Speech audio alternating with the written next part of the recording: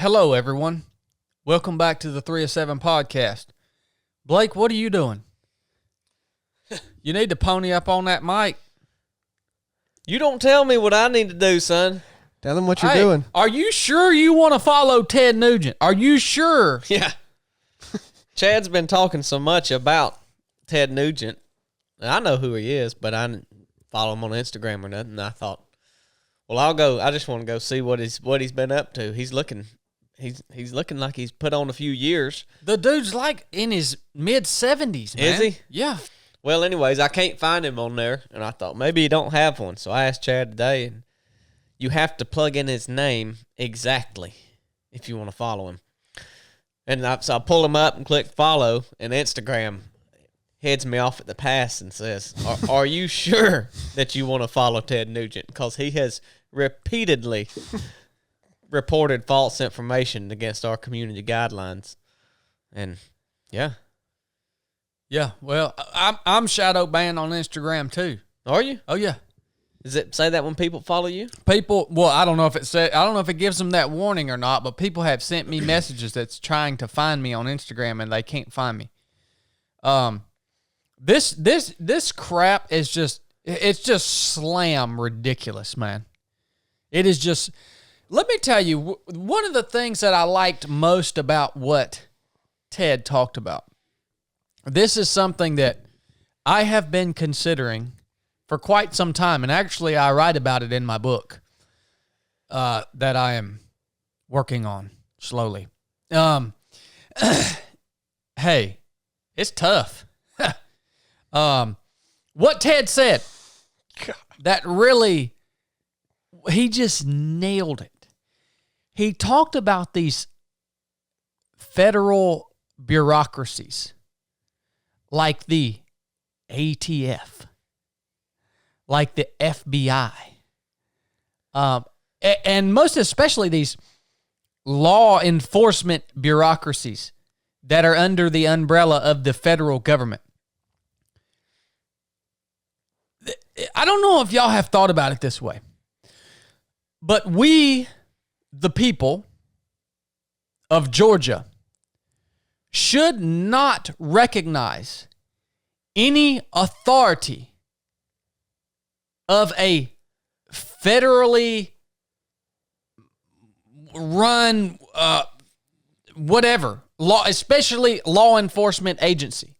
We should not recognize any authority of the FBI, of the ATF, any of the, there's freaking probably a dozen of them. If you, the NSA, the IRS, you look, man. This is like what has to happen when we talk about law and order. That should be in the hands of your local community law enforcement, right? Your sheriff, your local police department. And if it's got to go above that, it should not ever be any bigger than the state. So here in Georgia, we have the GBI. I live in Georgia. I am a citizen of Georgia. I'm fine with the existence of the GBI because I understand how that can work within the confines of law enforcement in my state. All right? I think it's actually probably necessary. But any federal bureaucracy should be just completely freaking shut down. They have no legitimate authority. All the FBI is in the ATF, they are just the puppets to wield the power of the federal government against the people of the states. That's all they are. It's astounding, man. And Ted really articulated that very well. And he went as far as to call out every FBI agent, every ATF agent, every NSA agent, every IRS agent, to call them out and say, hey, how do you sleep at night?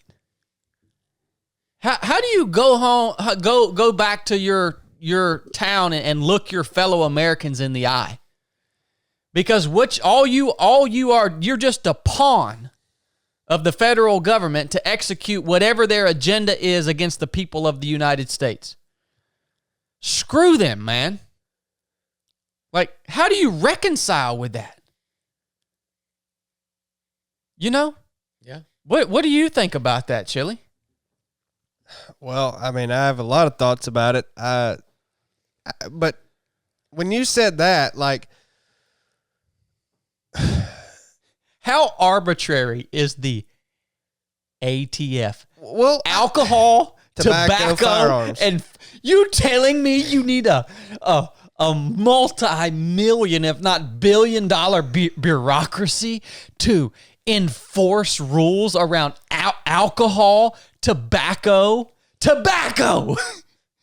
Well, let me tell you, if I want to go out and get some alcohol, if I want to go out and buy me some tobacco, or if I want to go out and buy me a firearm, guess what? You ain't got jack squat to say about it, son.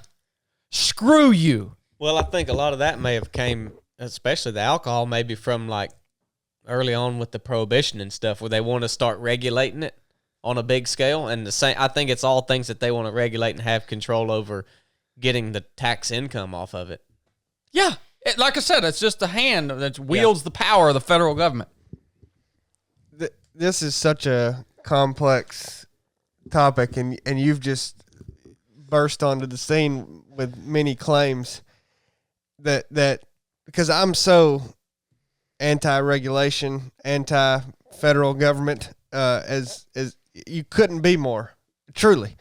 But some of the things you've said, like, you know, the best form of government, or the best way for government to move, is to be smaller and smaller and smaller and smaller and more local. You know, like the biggest government with the broadest scope that you could conceive of is a global government, like a one world global government. And that's what we're headed towards. Well, right now we have huge nations like, you know, I mean, Russia is gigantic, and India and China and the US and Brazil. And that's, you know, it's very nationalistic, and then, and it's still broad, like, because honestly, we have local governments and state governments, but they have no power. Exactly. The federal bureaucracy can come in and usurp their power at any time. Right.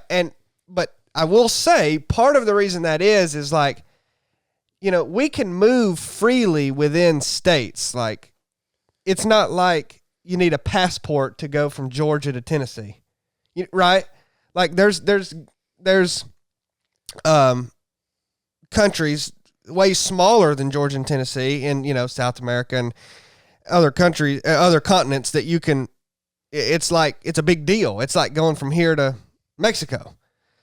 And part of the reason that gets muddled is because of that, like disputes between states, like who is the intermediary between them, if there ever is that. Well, it'd be a federal government. Like, I'm not making an argument for more regulation or anything, but I'm just saying that would be like what. It's so complicated. I can't even. I get what you're saying, and I'm because I'm not making some kind of legitimately though. It's on the states to make alliances with one another, and if you're butted up to a state like California, and a bunch of trash is coming out of California, guess what you can do as a state? Say, no, you're not freaking coming. You're not trashing our state. Screw you. To be honest with you, to just go ahead and get to the point, which maybe this isn't the point you're trying to make, but it's kind of the point I'm trying to make, is, you know, when people started talking about states seceding in 1860s, well, a civil war broke out. Yep. You know, so to throw that around lightly is, I mean, it's a big statement. It's a big thing to say. But like, would it fix the overall issue? No, because you know where if we split up again and had another war and everything else, you know, 100 years later we'd be back to where we are now. Oh yeah, we've drawn that conclusion. So, all we can do is buy time. So I'm not saying that this is like some ultimate fix. I'm not making any claims here. Certainly not that. because it ain't an ultimate fix. But I don't know why states like Georgia and Tennessee and Florida, well, and the California and Oregon and Washingtons of the world on the complete other end of the spectrum don't want to secede, don't want to be separated. Like, I don't get it. I really don't get why that's never discussed. Like, I haven't figured out what keeps that from being discussed. I guess it's kind of hard to avoid a civil war if that starts happening. So that's one reason. But, like, I don't know. Basically, the point of what all you're saying and what Ted was saying is, like, we need to get under the thumb of the federal, get out from under the thumb of the federal government. Yeah, yeah. Well, the way to avoid a civil war is if states do decide to become sovereign entities aside from, the out from under the umbrella of the federal government, we can still be united and govern ourselves as states, right? The way to avoid a civil war is if none of y'all Americans side with the federal government.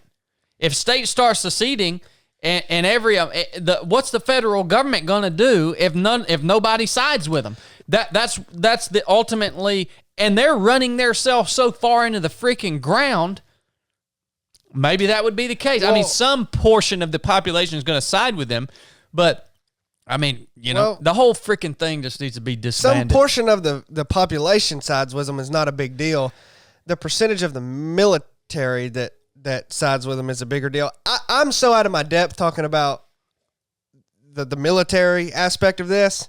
So I would ask you, I need to think of a specific question to ask you, but I don't know, like, what would it look like if states started seceding? Like, what happens with the military as a whole? Well, the military as it is right now is not the way it's supposed to be. Like, right. The military as it is right now. Let's talk about the Civil War, because the Civil War was the beginning of the end for us as sovereign states. Now, the Civil War was fought over an issue. The major issue, the main one, was slavery.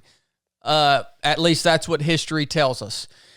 Now, slavery is dead wrong, biblically, morally, and on all aspects. So those states that were allowing slavery, yes, they needed to fix themselves. You know what could have fixed it?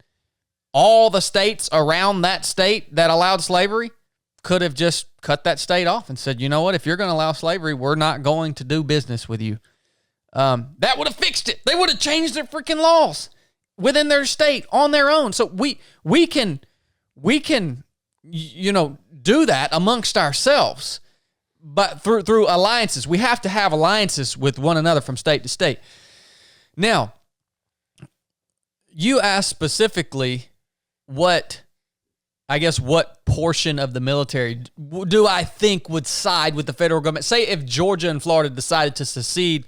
Well, I didn't ask that. I'd ask, like, how does it happen? When states start seceding, then what do people, you were in the Navy from Georgia, and like the Union starts freaking splitting up again. Like, what do you do? The U.S. military is not allowed to operate on U.S. soil. That they would have to react using National Guard troops. But what's to stop them? What if right? That's what I mean. Yeah, what's to stop them? Yeah, that's right. I would hope what would happen if they decided to go against that rule that U.S. military cannot operate on U.S. soil, if they decided to buck that rule and just send U.S. forces into a state in order to, keep the state from seceding, I would hope that such a small portion of U.S. military, I would hope that the pilots that fly the F-15s and the A-10s and provide all, I would hope they would say, no, we're not dropping bombs on the citizens of Georgia. No, screw you. Or they'd come drop bombs on the military that was responding on soil. Yeah, I would hope that would be the case. People are rapidly losing faith in the federal government. Like, there is no trust whatsoever in between us as citizens and the federal government. I don't trust a single thing any of them say. Well, when you say them, you mean like the Republicans, Democrats, Libertarians, anybody in that whole freaking Political mashed world. up bull crap. I don't trust anything they say. Oh, well, me Even neither. if it kind of makes sense, still don't trust it. Well, You know what the federal government, really the only job that I can comprehend them actually doing is it would deal with foreign policy. that's what I was gonna say. How the United States interacted with other nations. That's really the only purpose, and even then, it's not the federal. It's not the federal government. It's just representatives of states, which is kind of how it is now. But it's become this big thing that is just this one thing.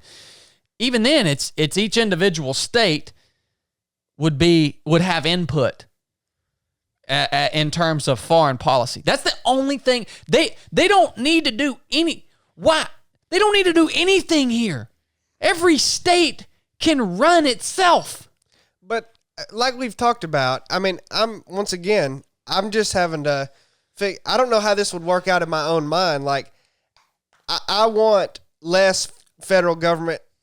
I want it to decrease in size and scope as much as anybody. But I don't know how that looks in terms of a foreign policy, in terms of military hegemony. Like, what does it look like if we don't have like a federal military? If there's just state-run, there's 50 different state-run militaries, and they start forming alliances, like you say. Yep. Well, that's going to end up turning back into this. It would look exactly like it looked when we fought the Civil War. So in the Civil War, But aren't you susceptible to foreign nations at that point? if you're a crappy state and you don't have any alliances with any other states, then yeah, you are. We'll take California for instance. If China came and invaded California and we are operating the way it used to be, right? So in the Civil War, men fought for their state. Yeah. You can go to any Civil War memorial out there, and it talks about, as it goes through, who participated in the battle. It's not they're not identified as Confederate or Union troops, but specifically the state, the regiment from the state that those men came from. So each state had their own military. Each state had their own militia.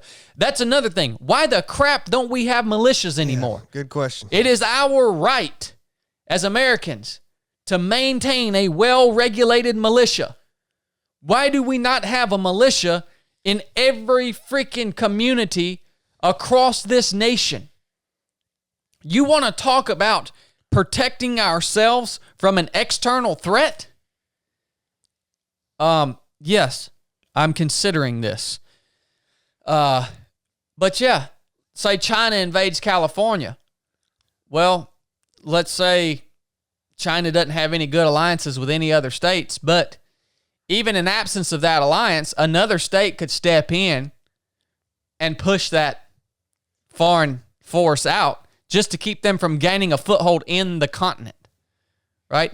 It's just so complex. Yeah. I mean, it really, national defense is the biggest hang up with like dissolving the federal government. And you know what, man?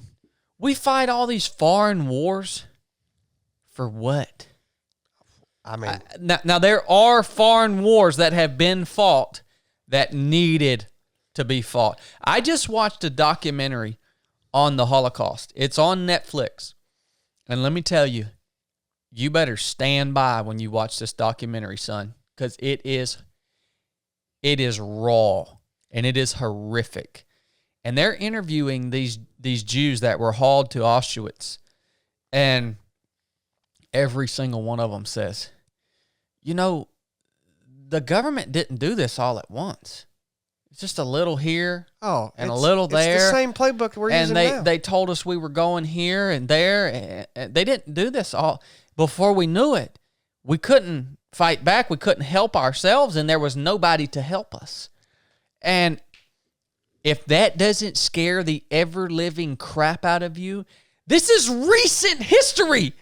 Did you know that Hitler was obsessed with public health too? That's actually how they ushered it in. It began with public health. They would fumigate all this crap and send public health officials, bureaucrats around to clean stuff up and kill rats with Zyklon gas that they ended up using in the gas chambers to kill the Jews and the other undesirables, by the way. And the public health crisis turned into saying that some people were clean and some were unclean. Interesting. But I don't want to miss this. I have to say this because you said that war was needing to be fought. Well, why are we not freaking invading China with everything we got right now to stop the mass scale genocide that's going on there? That's what I have a hard time with is like, why not? Why not? Is it because China's helping I the know federal government achieve the agenda they want to achieve here on their own soil? Listen, man, China is killing Uyghur Muslims and Christians. It's, and a ton of other people. But those are the two dominant, like in mass. I mean, I don't know how many. I don't think anybody knows how many, but it's millions. I mean, that's.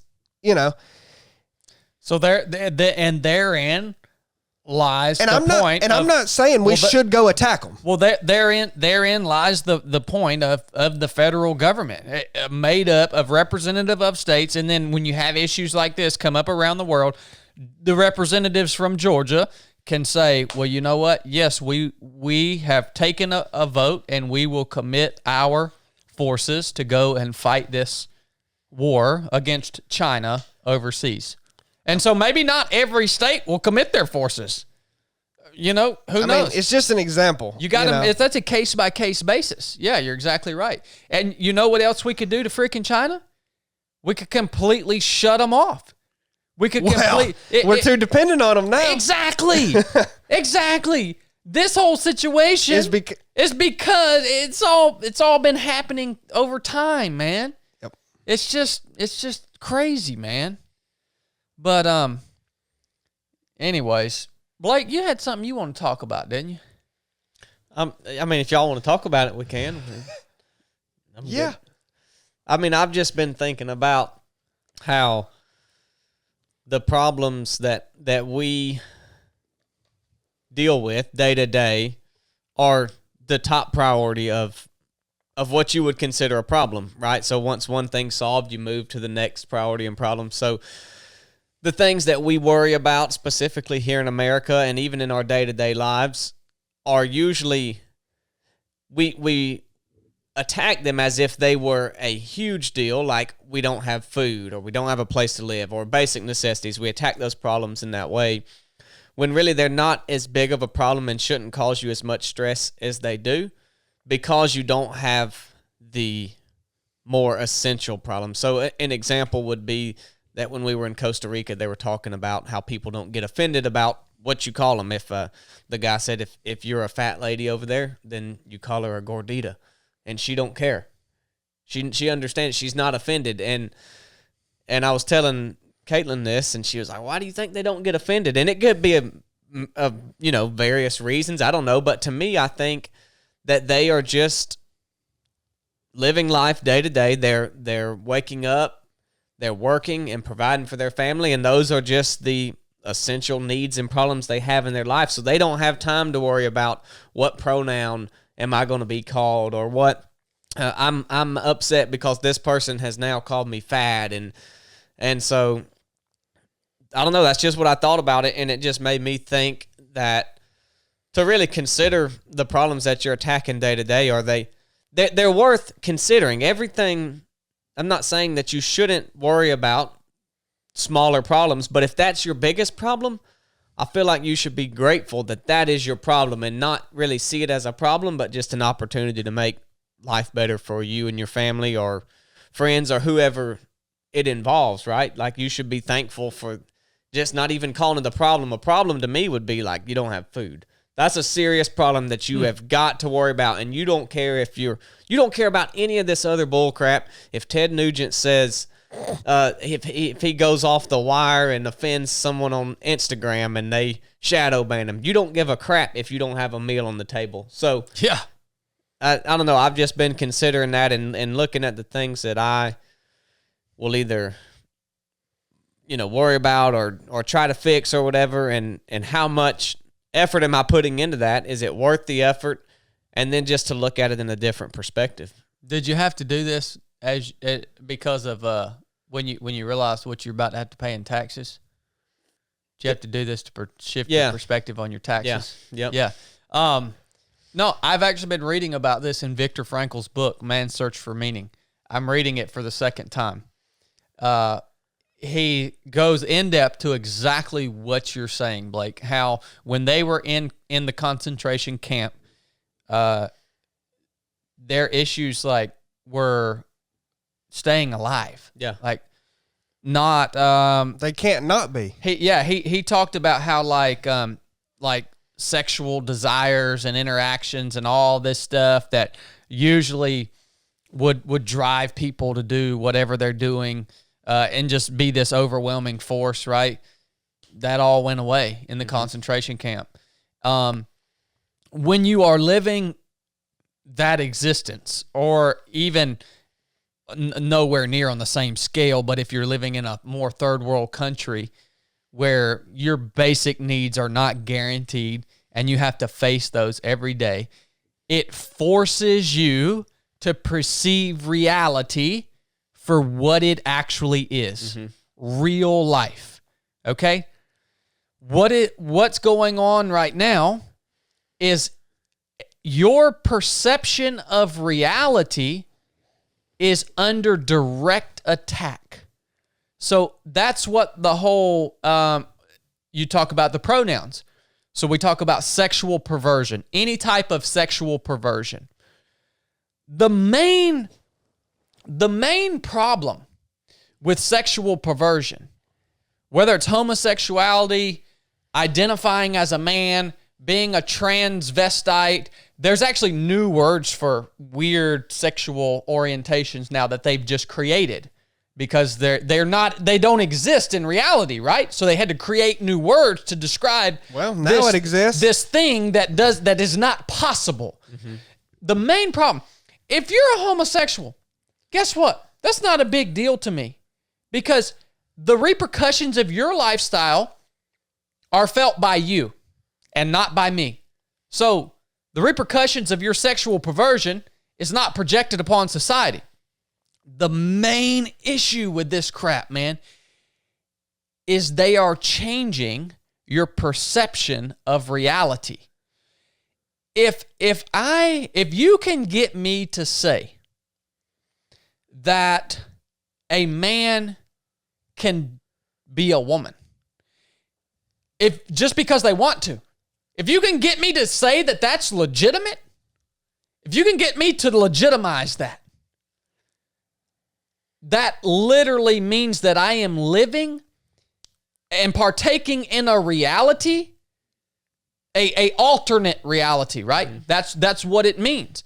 If you can get me to say that two females can produce a child, this is the way homosexual couples talk about having children. They talk about it in the context of they talk about it in a way like they have the same option as a heterosexual couple.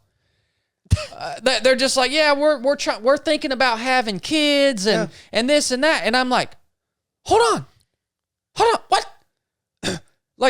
No, please speak within the confines of the reality that we live in. So how about you say, hey, I am thinking about going and having a medical procedure done so that I can be artificially inseminated and have a child.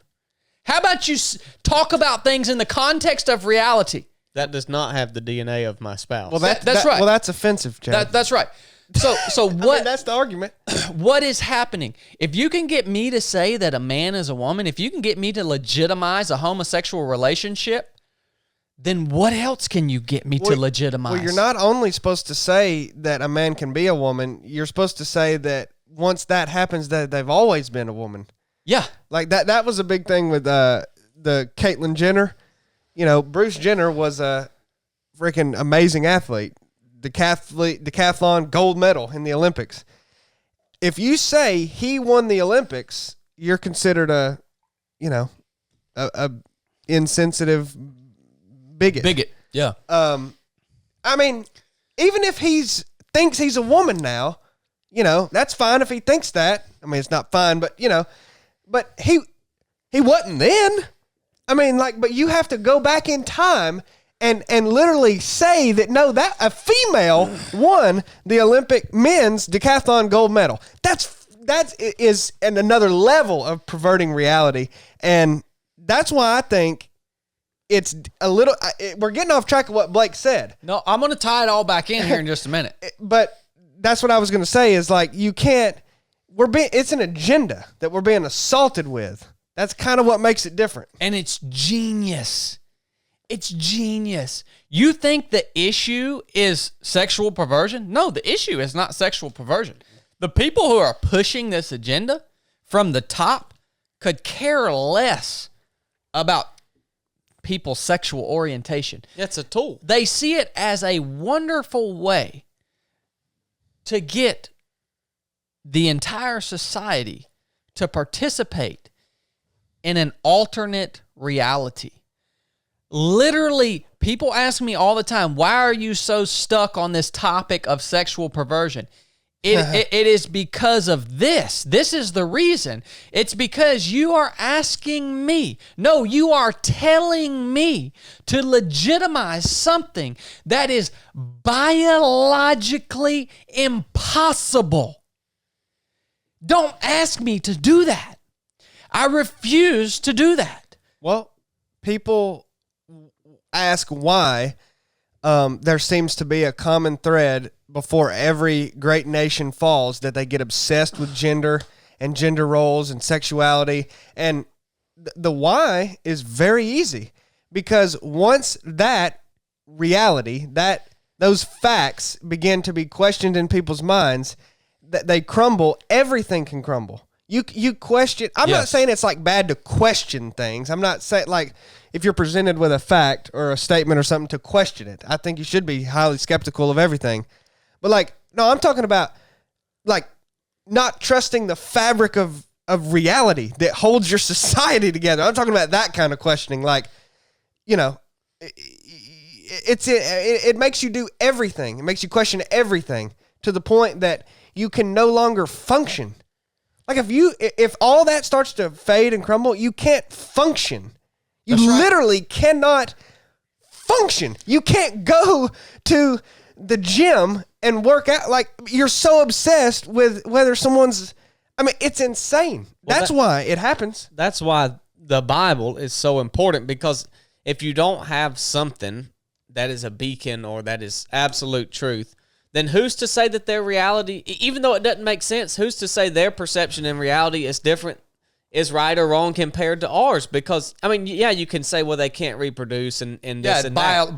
The laws of nature dictate the laws of nature dictate reality to a certain point. Well, and where do the laws of nature come from? And the designer. Exactly. But even if you present a different case, if you were just without using even an example, if you say your perception, which is your reality, is right and mine is wrong, if you don't have something to bounce it off of, you can't say yours is right or mine is wrong.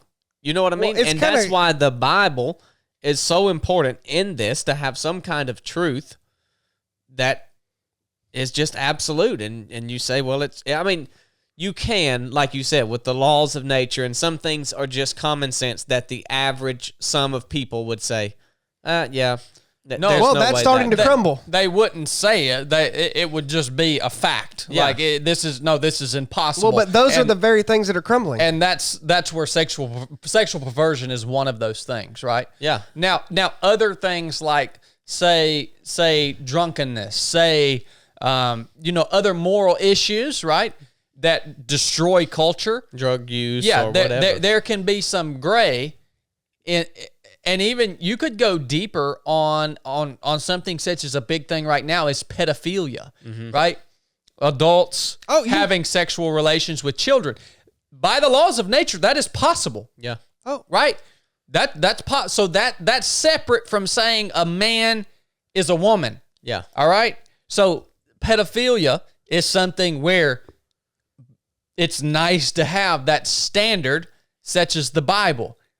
Okay? Yeah. No, I didn't know where you were going with. Pedophilia is about to be, you are about to be demanded to say that that's okay. I know. I don't know that, but you buckle up. You're about to be freaking demanded that is okay, that is good, that's, and I mean, once that starts happening, if that don't make us crumble, I hope it does. Because I hope it does too. Because that ought to, we're way past needing to face the consequences for all this, but Lord, if that starts happening, you're going to bust out that Red Hawk. Yeah. Holy crap, man. But that gets me freaking. The whole deal of homosexuality is kind of its own thing, right? As opposed to other problems that we face. It's different. Well, yeah, and I prefer to call it sexual perversion. Yeah. So by sexual meaning what sex you are, how you there's only one way for human beings to have sex as the word is defined. Right? Yeah. Well, that's the funny thing about all of this sexual perversion is it doesn't make sense from a purely naturalistic standpoint. Like if you're just an evolutionist, naturalist who believes that nothing matters and everything, it's just all about reproducing and that. If sexual perversion takes over this society, humans don't even exist. Well, it doesn't make sense from a purely naturalistic standpoint. It's insane. Yeah, they rely on the people who aren't sexually perverted to continue human race. No, but we're trying to make everybody. Well, it's just like you rely on the vaccinated people not to spread the coronavirus, Chili. Same logic. Yeah, Same logic. No, they're trying to turn everybody to accept that. And if everybody does accept that and start living that lifestyle, we don't exist anymore. It doesn't make sense. You can't even make it make sense in your mind if you if you put yourself in that alternate reality. It still doesn't make sense. It doesn't hold up. Oh, well, in alternate reality, anything could happen. People could be spraying up out of this ground out here, son. I can identify as a dog. Yeah, I can have puppies. So you can identify as someone who can never die? Yeah. Oh, yeah. I can do anything. So we can live forever then. Totally. It don't matter if we don't. In the alternate reality. Okay. that now a large part of America are living in. A large part of the Christian church is living in this alternate reality. Holy crud, dude. Yeah. And so how does this tie back into what Blake said? When you are concerned about your day-to-day, your real needs, all right, when those aren't guaranteed, when you have to work for those things, when you have to plan for those things, you are forced to live in the actual reality. Well, because we have so many people that are now living in an alternate reality. That's why we spend so much time fussing and arguing about all of these aspects of an alternate reality, and we can't draw any conclusions on any of them because there is no definitive truth behind any of them. There is no truth in the alternate reality. Well, no, and you take it away, and someone who is in an alternate reality would either die or they would come out of it into real reality. It's one of the two would happen. They would stay in it and they would die. Or they would come out of it and say, "Oh, I've got to figure this out." So wouldn't that be a glorious thing? Well, but it makes me think about how Jesus says he will provide your needs, right? Because even when you get into the point where your needs aren't provided, I mean, y'all might argue with me, but I would say that even at that point, your relationship with Jesus, religion, whatever you want to say, I think it even falls by the wayside. It shouldn't, because that's where your needs are met. But I think that's why Jesus promises that, because once that's met, then you can start to work up from there, right? So it kind of puts a new perspective for me on, like, what are your needs that are required for you to be met, or required to be met for you, so that you can focus on the next most important problem, right? I don't know. I just... It's interesting. You really need to read that book, like Man's Search for Meaning, because this guy was I think he was a psychologist or psychiatrist. He's a doctor in a concentration camp. So he's analyzing what's happening to people when their needs aren't met and they're literally dying. And he said, you would not believe how strong people's faith in God was in the concentration camp. He said a lot of times it would really catch new arrivals off guard when they would arrive at the concentration camp, and at night in their bunkhouse, they would be holding a church meeting, a service, praising Jesus, singing, maybe not Jesus, they were Jews, but probably praising God, singing. And so that's interesting. Yeah. That's interesting. We have a case study on how your daily needs not being met, what that does it increase or decrease what you put into your relationship with your Creator? Yeah. That's a good case study. Yeah, and I guess at that point, you don't have no other option. Yeah. And we talk a lot too about banding together and why is nobody doing this? Why is nobody forming this? Why are we not uniting against these causes and these things that are going on? It's because all of our needs are being met.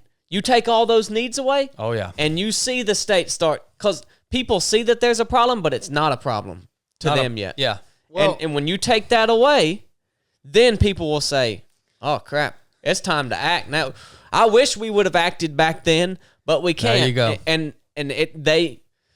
People will not band together right now, because as bad as we say things are, and they are not perceived to be as bad as they are, because you're still going to work every day. You're still going to the gym every day.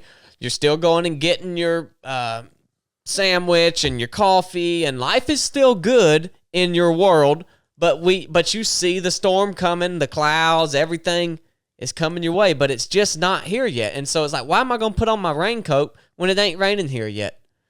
And that's why nobody is banned. You can rack your brain saying, why don't we do this? Why don't we do this? But nobody is going to be all in until it's all gone. Let me tell you a story real quick. I had one time a building that was infested with termites.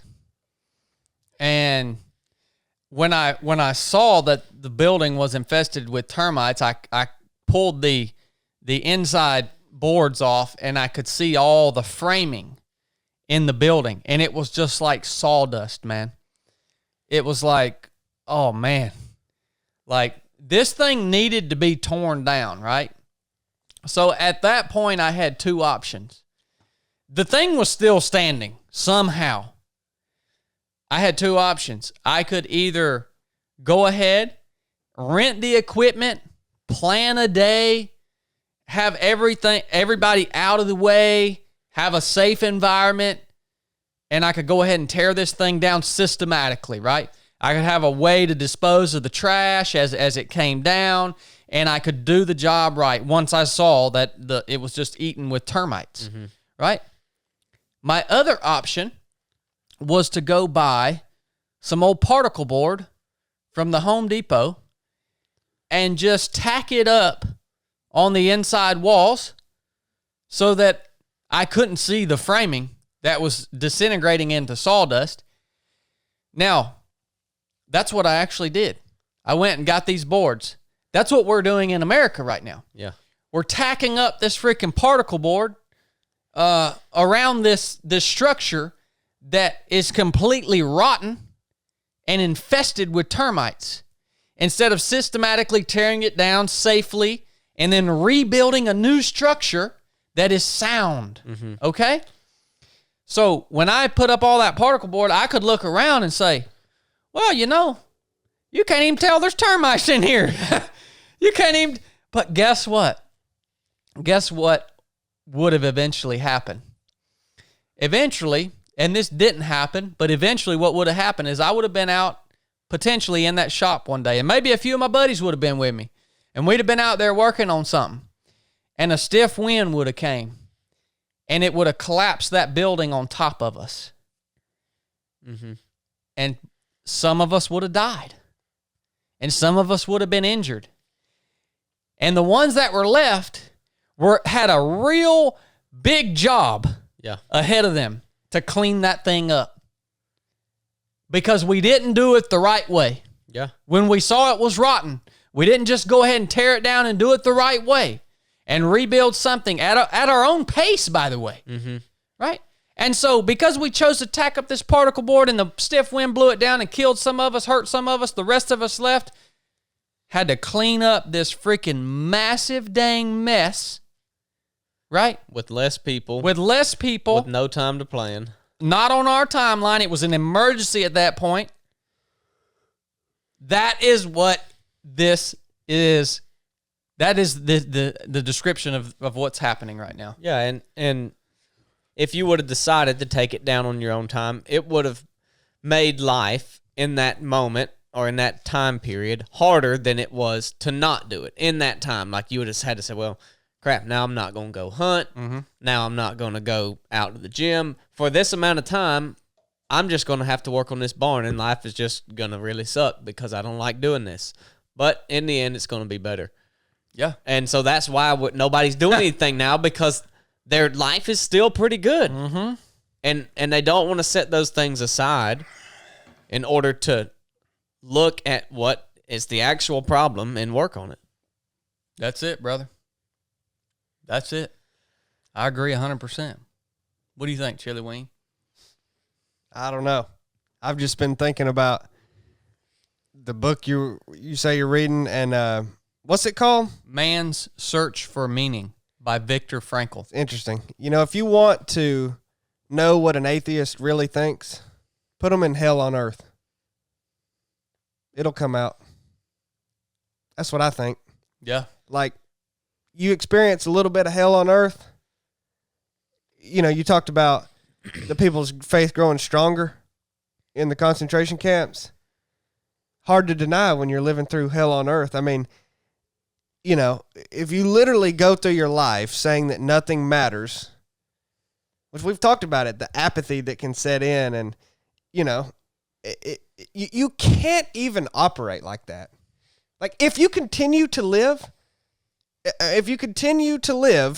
and continue to, even if you're just going through the motions, continue to do things, you are displaying the fact that you think there is something meaningful to do. I don't know. It just seems like, and then when things are stripped down to basically hell, you see, like, I think it is natural to think that would make you lose your faith, but I think it can make you realize that no, that is all that matters. Yeah, it's a strange thing that people, I mean, I don't even like the word anymore to say, like, what is your testimony? Because all you're asking is really, when did you see your need for Jesus or for some higher help? And you only see all that the time. But, I mean, really, you could live in America in one of these alternate realities, and you could really, if you're not looking, you could see, like, hey, I'm working, I'm supporting my family. I don't really see my need for a creator right now. If you're just stuck in your own little world and you're not looking at everything and how much, what you wouldn't exist like, without one, so there's that. But to not think deeply about it, you could get through life in America and with nothing bad, and you could see that, oh, well, I got better because I did this. I have this, all in your own power, until something comes along and wrecks you, and you say, well, I have literally no control over this situation. And at that point, at your lowest point, you would think, well, how could God let this happen to me? I'm just doing away with it, with faith altogether. But that would be logical. But what seems to happen most of the time is you think, gosh, that's my only hope. That's my only choice. Yeah. I can't do anything. I have to give this a try because this is all I have left. Yep. And when you get to that point, that's when you meet Jesus. And if you don't get to that point, I mean, you can understand and say, well, I think that's probably the best option that I go follow Jesus. I'm going to give that a shot. But I feel like until you have something in your life that you really see that I have no control over this and this is my only option, that's when you meet Jesus. Well, for some of us, we have to get to that point. Yeah. For many of us, for many of you guys that are much more, I don't know if intelligence isn't the right word, but maybe some of you guys that are less hard-headed, you don't have to get to that point. I mean, I look at Chili. Chili has a powerful faith, knowledge of Jesus. He is a son of God. He has, that I know of, I don't know that he's gotten to that point in his life where he said, I got nothing left, man. I think he did just recently with the scale of it can be different, right? Yeah. It might not be significant, but with your racing, like the stuff that you told me and you realize, I'm not saying true. I'm not saying that that's when you met Jesus and got saved. I'm saying that's maybe what I'm getting at is that's when you seek Jesus the most and you have the most understanding of what he is capable of, and those kind of things add to your faith in Jesus, because you were saved before that, but when that happened, you told me that you had gotten, you had not been racing for the right reasons, and you had you had essentially been doing that all in your own power, right? Yeah. And I don't know what you made of it or whatever, but what it sounded like to me was that situation showed you that you were on the wrong path, and that in this situation, now you're forced to turn and reassess why you're doing things, right? Maybe it's not necessarily your need for them, but to continue on and go forward, it made you reassess why you're doing the things you're doing. Well, I think to say the need for, I need to be recognized or reminded that I need a Savior all the time. Salvation is an interesting thing to me, and I've been thinking about it so much. Hours straining, almost like, well, you need to quit thinking about it for a second, but I can't because it's so important to me, and I think it has so much weight. I don't like to say you understand it. I don't. It's literally something that does not happen. I shouldn't make this statement. I'm not sure. It's like it's not something that happens once, like you're saved once. It's like you have to be saved every single day, in a way. You have to recognize that need continually. Like if you recognize it once and then you start thinking that it's not true, that you don't, I don't, or even if you don't think it, you just operate as if, I don't need a Savior. I don't need. Well, then it's like, what even are you doing? I don't know. It's been. Well, yeah. We could talk for hours on that. I've thought of things, in the same way, but to Chad's point that not everybody needs to get to that point. I would say that everybody has to get to that point. It's just it's the level. It doesn't always have to be like, you're living in these demon-infested barracks. It doesn't have to be that for everybody. The intensity of what has to happen for them to recognize can be different. Yeah. But someone could just say, man, look at how terrible. Look at the history of humanity and how they can never get it right. All through documented history, whether it's in the Bible or not, rise, fall, rise, fall, rise, fall, because humans cannot get it right. Some people, that's enough, and they can say, we don't have it figured out. We need more help. That is hitting the point. Yeah. No matter how bad your situation is, the common thread is you've recognized that you you can't do it. You have, you have to recognize your need For a Savior. Jesus, and sometimes it's through a personal example, or maybe sometimes you can use. I think Jesus can save people and show him his power and their need for him through other people's example. I think a lot of people can get that out of your story. Yeah. So. Yeah, I like that, man. But I think everybody has to get to that point to really, or else why would you put any effort into trying to know who Jesus is if you don't think you need him? Like, why am I gonna? No, I get it. Why am I gonna get up and work out in the morning if I don't think I need to be healthy? I get, or whatever. I get what you're saying. Yeah. Well, I think you're right, and I think some of the most just on fire Christians out there are the ones that came from complete brokenness and utter disaster. Mm-hmm. So I love it, man. I think that was a good show. We talked about a lot of stuff. Yep. I got to pee. All right. Well, we'll shut it down. Love you guys. Christmas is coming up. Hope everybody's doing well. Oh, go hit the head real quick, Chili. I'm gonna talk real quick about these Xoskin leg sleeves because I have used these leg sleeves extensively. Chili, I want to get your take when you come back in on leg sleeves for ultra running. All right. So these are Xoskin compression leg sleeves. They go from right about the bottom of your knee all the way down your leg. So they give you nice compression on your lower leg, your calf, your Achilles tendon, and stuff like that.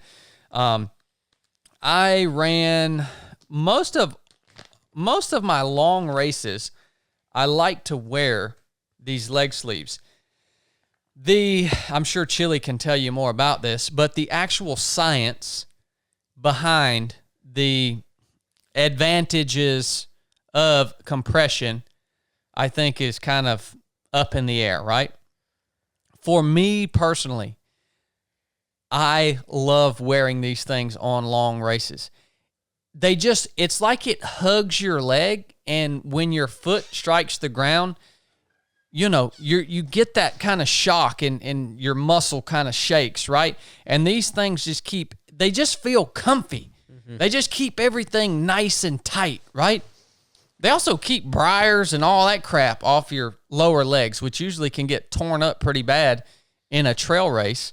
So for me, I do like them. Now, if I'm going out on a 4 or 5 mile training run, I'm not going to put my leg sleeves on. But if I know I'm going for a long time, for me personally, they make a difference. I'm not saying that there's science behind that. For me, mentally, that compression feels good.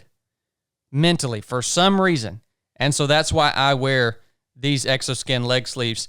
These are the same quality as everything that you've come to expect from Xoskin. Let me just read this right here to you. Xoskin fabric reduces body heat by decreasing the skin to fabric friction while at the same time moving moisture faster over the fiber matrix, causing the fabric and skin to stay drier and cooler. Yes, they really do that. They channel the moisture away from your skin. The ionic copper fiber matrix reduces odor-causing bacteria while helping to promote skin wellness and a healthier environment for the skin.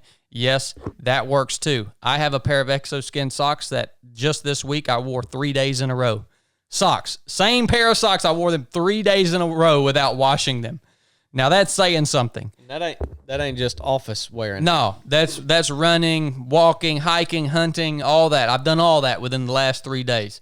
So legit stuff, man. Find Xoskin online at xoskin.us. We will attach a show note. We'll attach the website along with a pro code for you guys in the show notes of this episode so you can check them out. Give these leg sleeves a try, man. And see if you like them as much as I do. I've worn them for multiple races. Have you ever worn leg sleeves? I don't like them to run in, but I think it's very valuable to have a good pair of them that you can wear trying to recover from a long run. Okay. That's where I see the value in them. Okay. And they kind of almost any accessory, I would call it, bugs me. Like even a watch. I mean, it bugs the crap out of me. So I don't like to run in them. I think a lot of people do, and I think get a lot of value out of it.